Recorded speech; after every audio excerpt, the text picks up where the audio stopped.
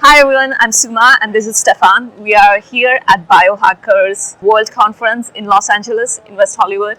And Stefan is founder of Recovered Coaching.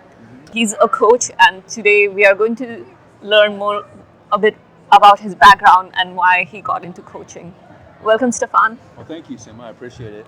Thank you. I'm here today at Biohackers, and we just came across each other, and it's always wonderful to meet new people and be helping others out there. You know, that's what I do in recovered coaching. I've been doing this for about 10 years in life coaching, recovery coaching, and specializing in epilepsy coaching as well. So I had epilepsy for much of my life because of a high school football injury, and I was very much affected by it from the age 17 on in my life for almost 25 years. Wow. And so when I say recovered coaching, because I had to overcome this obstacle, and I also battled alcoholism at a time too, and a lot of the things in my life, were very good at one point, from a college graduate, marrying my high school girlfriend, having a very successful career, to a lot of the noise in life. Like when we hear things around us, a lot of things fell apart in my life. And the reason, going back, why I call it recovered coaching, because I had to overcome obstacles in life. I had to use them as fuel for growth in life. And I found out that even all the financial success in my life was not going to bring happiness, was not going to bring true happiness at heart. And I learned that by dealing with epilepsy, dealing with alcoholism. From that point on, when I was injured in my high school football injury, that suffering from epilepsy was a struggle. Having seizures every few years of my life, and then dealing with medication and the side effects of medication. It's funny because we meet here at a health conference, and we're talking about biohackers, which is, probably the most healthiest way to go in life. They're giving us tips and tricks and everything. And a lot of what I dealt with was just trying to get by with medication. And medication worked for about 10 years, but epilepsy returned in my life at 28, 29 years old. So I started having seizures from that point on, and I dealt with epilepsy for 7 years.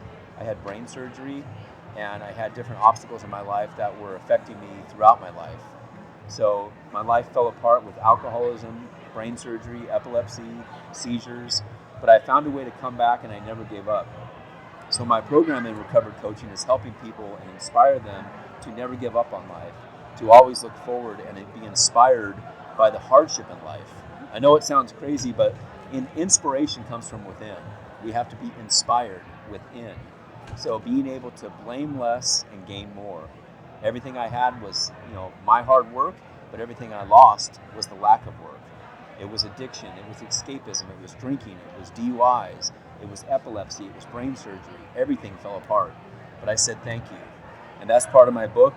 Thank you to the 1,000 power is being an attitude of gratitude and being able to say thank you in all areas of life, physically, mentally, emotionally, and spiritually. I had to come back in order to get back financially. So a lot of this and the coaching work that I do and the help that I do is inspiring others to be inspired even during their own lockdown. So remember, we went through lockdown, and when I experienced lockdown recently, 5 years ago, 4 years ago, I understood already what it was like to be locked down. Locked down with epilepsy, locked down with seizures, locked down with alcoholism. And I was literally in jail for 6 weeks because of a DUI in 2012. So I understood what lockdown was about. And now I understand how to help others. And what I call in the end is Control, Alt, Delete. Reset your mind, reset your life. And be able to understand the command to expand lies in you, for you, through you, by you. From the heart, by living with heart. So that's how I inspire others, is to take the hardship in life and use it as fuel for growth in life and never give up. My quote is, turn the FUs to thank yous. So what was that key or ingredient or key ingredients that helped you transform your life? That's a great question. The key ingredient was blame less, gain more. When I was blaming others, when my former wife and we had to part at one time because of my drinking, my mistakes, there was a lot of blame going out. When I lost a job, there was more blame going out. When I had a hard time in communicating or something went wrong in my life, I was always blaming others, right? So I had to blame less and gain more. And that was a big shift in my life, or what I call the holy shift. I like that word because it came to me to inspire others to not take the hardship as, oh, woe is me, this is my life and now I've ruined it. Instead, try me. Instead of like how hard it was to get back on my feet, I said, thank you. I need this in order to grow. So to answer your question, it was like an experience of divorce, of a DUI, of brain surgery, of all this hardship. I finally shifted and woke up and said, I don't want to die. I want to live. I know there's a calling in my life. I had to be there and grow from there in order to take my life to the next level. So what would you say was the modality you or steps you took to kind of like get to the point of no return back to the previous another life? Great question, because in my book there's 7 magnificent steps to leading a new life. So this type of book that I wrote during lockdown because I knew it was my calling to spend that time alone and become all one. So I turned the alone in life to all one in life. And I had 7 magnificent steps to leading a magnificent spiritual growth in life. And a lot of those steps are recognizing the problem. Again, don't blame others, but recognize what the issue is and be accepting of it. Like in AA and recovery and what people go through, we have to admit we were powerless over alcohol and that our life became unmanageable. What I had to admit in my life was that my life had collapsed. And I said, the old you is gone. The new you is born. I had to put the old self on the shelf, is what I called it. It's like a trophy in life, and I had to look at it as an accomplishment in life. I had to go through hell to get to heaven, and I had to say thank you. So the first step is recognizing it and being able to say, hey, this is my old life, it's over. The second step is acknowledge that and be able to say thank you. I'm going to open this up, and maybe we can cut this, but I'll get to the point. Because I want to show these steps. It's pretty profound area of these steps right here. Conscious awareness of living in manifestation. So chapter 7 in my book here is called Calm, CALM, conscious awareness of living in manifestation. And the 7 steps are welcome challenge, welcome change. Change is a part of challenge. You see that word? So in the word challenge, the first 3 letters and the last 3 letters are change. That's pretty, I saw that and I broke that apart and said, step 2 is to fuel your heart with passion and positivity. Step 3, live life to the fullest every day. Step 4, choose your thoughts wisely. So our thoughts become our reality. If I hate things and I'm pointing the finger at things, those things are going to be fueled to grow. If I love challenge and love change and love hardship, even though it's kind of hard to say that, but I have to learn from it and grow from it. The next step, accept responsibility. Responsibility, the ability to respond. So I had to respond wisely and not jump at people and try to be vindictive and angry. Accept responsibility. Acknowledge the negative as fuel for growth. And step 7 in this, believe, act, do, live, grow, become, repeat. Those are steps in there for the 7 magnificent steps to living in a mindset of daily abundance through the connectivity of the heart and the soul. It's kind of a long answer, I know, but the main step is say, hey, this is my problem. This is where I put myself. Taking responsibility. Taking responsibility, the ability to respond. And I remember you previously mentioned how some of these other things, like you tried many things, AAA, medication and everything, and those things didn't work. Why do you think this works and those things didn't work? Another good question, because that's where I had to be able to say, I have to accept responsibility, and what I did was found my way. Now, I know AA is good it was magnificent in my life. NA, those are the Alcoholics Anonymous, Narcotics Anonymous, meetings that people go to. What I found in my life that worked was to put the old self on the shelf. And I say that with authority and with power because I could not live in that past. I literally had everything financially. I worked for the #1 pharmaceutical company in the nation at one time. I had $1 million home, a beautiful wife, a company car, everything right here in Anaheim. And then I destroyed it. In 3 years, I was living with my parents. I lost everything. And I had to say thank you.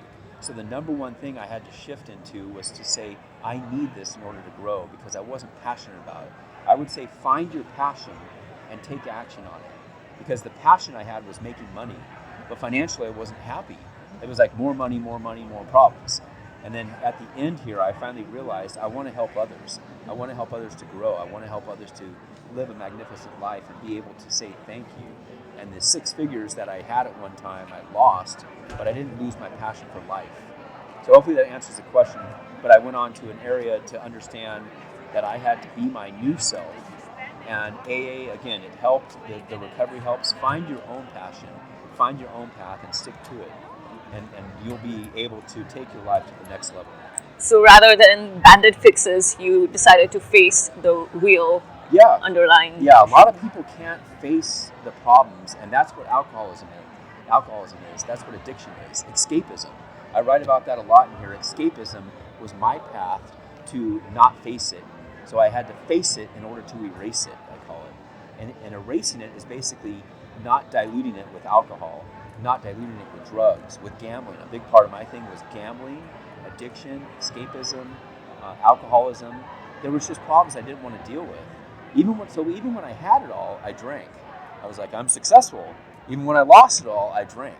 I suck. I'm a loser. That's how my life was. So a lot of it was escapism and blamingism. And I finally had to say, hey, I need to face life head on and be able to say thank you. Thank you to the 1,000th power over and over again.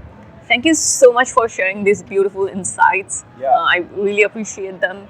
Is there a message you would like to share with the audience today? Yeah, there's a message of hope that everyone experienced. And everyone out there who's here looking, watching this, understand, did you go through lockdown? Yes. We all went through that. So in 2020, I knew that was my calling. I knew that was my aha moment to say, look, they can understand. Because I lost my wife, my job, my car. I lost everything. And I was in my own lockdown, okay? And I was in jail one time for a DUI. So I know the lockdown in life was for me to grow in life. So what you experienced in 2020, 2021, 2022 was an experience that I had gone through and grown through for 14 years. 14 years of addiction, of epilepsy, of everything. So my message to you today is to say thank you. Anytime you've experienced hardship, how can I learn? How can I grow? That's what I want you to do today. My information is on lifeafterlockdown2020.com. That's the domain I bought, lifeafterlockdown2020.com. That'll show you about my speaking events. My book is called Thank You to the 1,000th Power. So it's on thankyou1000.com. And just Google it. Just Google my name, whatever. I'm on YouTube and Spotify, everything else. But hopefully that gets the message. The message of hope is to be able to Control, Alt, Delete, reset your mind, reset your life, and never, ever blame others. You'll never get anywhere when you blame others for where you are. And if people want to connect with you, they can go to your website, Life After. Oh, that's the website domain name. So it's lifeafterlockdown2020.com. And it's also Recovered Coaching. I call it Recovered because of that. The steps I have for recovering and starting a new life, recoveredcoaching.com. You can just look up Coach Stefan Rudolph on YouTube. Just Google my name, anything. But mainly, this is a great book on Audible and Spotify to listen to. It's a 16-hour book, but I'm going to get into some numbers real quick. If you do, I was in jail for 6 weeks, okay, 42 days. But I had so much time to think there and be thankful there that I found out 42 days times 24 hours is 1,008 hours. So the time I was coming into jail and going out of jail, I was in jail for 1,000 hours. And I said, thank you. And that's where it shifted. People say that's crazy, but I shifted in the worst part of life. But I turned my hell into heaven. And I said, thank you. And that's why anybody can find me, just thankyou1000.com, download it, and go from there and grow from there. Thank you so much, Stefan. I deeply appreciate you sharing your story. Yeah. I think it can help a lot of people out there. Well, I appreciate your time. She's a wonderful lady. We just met today. And subscribe, like, and share on her channel. And she's being there to pass the message of love and hope to everybody. Again, life after lockdown is the way to look at sometimes the hardest times in life become the best times in life when you have the energy for life to take your life to the next level. And we'll do this. Blowing up.